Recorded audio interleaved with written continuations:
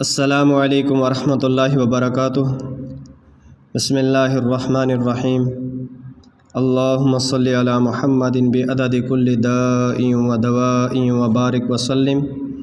M H Islamic channel پر تمام دوستوں کو خوش آمدید کہتا ہوں۔ جو دوست و احباب مجھے سپورٹ کرتے ہیں، لائک کرتے ہیں، دعا گو ہوں کہ اللہ عز و جل سب کو جزائے خیر عطا فرمائے۔ نئے آنے والے دوستوں سے میں گزارش کروں گا کہ وہ اس چینل کو سبسکرائب کریں، لائک کریں، تاکہ ہر آنے والا پیغام بآسانی آپ تک پہنچ سکے۔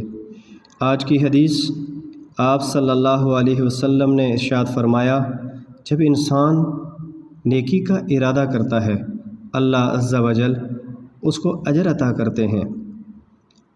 نبی صلی اللہ علیہ وسلم کی مجلس میں بعض صحابہ نے عرض کی، یا رسول اللہ صلی اللہ علیہ وسلم، یہ مالدار لوگ سارا ثواب لے گئے، ہم بھی نمازیں پڑھتے ہیں، یہ بھی پڑھتے ہیں، ہم بھی روزہ رکھتے ہیں، یہ بھی رکھتے ہیں، ہم عبادات کرتے ہیں، یہ بھی کرتے ہیں، لیکن یہ مال و دولت سے وہ عبادات کرتے ہیں جو ہم نہیں کر سکتے، حج ہے، عمرہ ہے، قربانی ہے۔